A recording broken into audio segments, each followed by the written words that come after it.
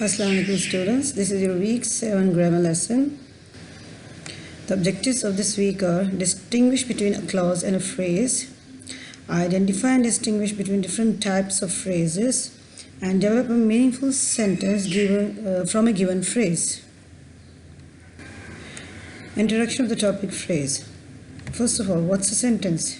We all know that a sentence is basically a group of words which are tied together and convey an idea, event, or description. The words in an English sentence have a certain order and rules that determine how to either expand or shorten it. The boundaries of a sentence are easily recognized as it begins with a capital letter and ends with a terminal punctuation mark, period, question mark, or exclamation point, etc. The four main sections regarding an English sentence structure are basic clause structure, phrases, clause types, and the four sentence types. Okay. What's a phrase? Now look at this example and check whether it's right or wrong. The amazingly beautiful old city zoo in the western side of the capital city of Berlin. Well, it's wrong because the reader of the above line may mistake it for a long detailed sentence, but in fact it is not. It does not answer the basic requirement of a sentence. It does not have both a subject and a predicate. It is merely a subject. Therefore, it cannot stand alone as a sentence. This piece of sentence is so called a phrase. A phrase is a group of words that does not contain both a subject and a predicate. It will have either one, and therefore cannot stand alone as a clause or a sentence. We all know a sentence is also called a clause. Therefore, a few kind of phrases. Let's go through them. First one is a noun phrase. Look at this example. The old Berlin Zoo was established back in 1844. The old Berlin Zoo is the noun phrase as a subject. And then during my visit to Berlin, I liked the Berlin Zoo the best. Here also the noun phrase is functioning as it's functioning as an object. So we have two examples in which the noun phrase has been used. In the first one, it's a subject, and in the second one, it is working as an object. A verb phrase. Look at the example. The old Berlin Zoo was established back in 1844.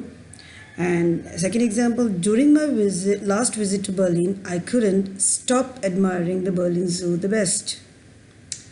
In both these examples, was established and couldn't stop admiring are the phrase is a verb phrase. Look at the fourth example, a prepositional phrase. It always starts with a preposition and functions as a modifier.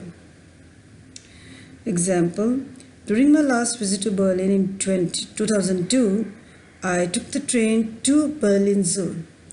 During my last visit to Berlin in 2022 are three prepositional phrases modifying the verb took for time and place.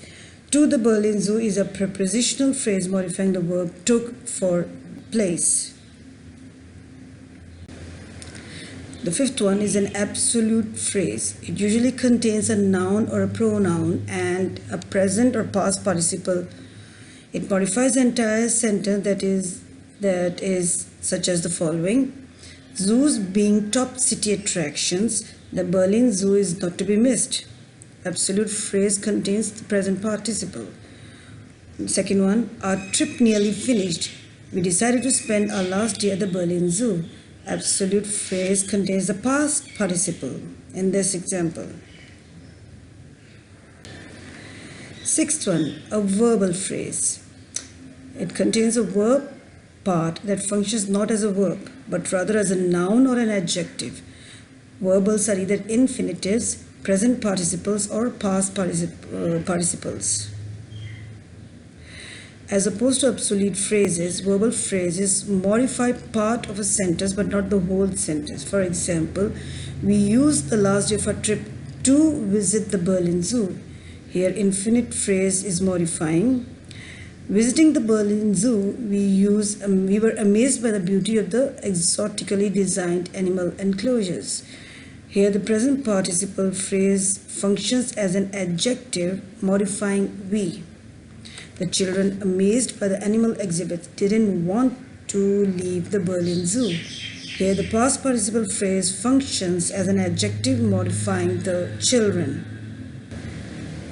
Seventh one, it's a gerund phrase. It looks like a verbal phrase with a present participle but functions as a noun, whereas a verbal present participle phrase functions as a modifier. For example, visiting the Berlin Zoo was a great experience. Here the gerund phrase functions as a noun, that is the subject of the sentence, visiting the Berlin Zoo. And the second example, visiting the Berlin Zoo, we were amazed by the beauty of the exotically designed animal enclosures. Here the verbal present participle phrase functions as an adjective modifying we. I always enjoyed visiting zoos in the cities I visit. Here the gerund phrase functions as a noun, that is object of the verb enjoy, visiting zoos.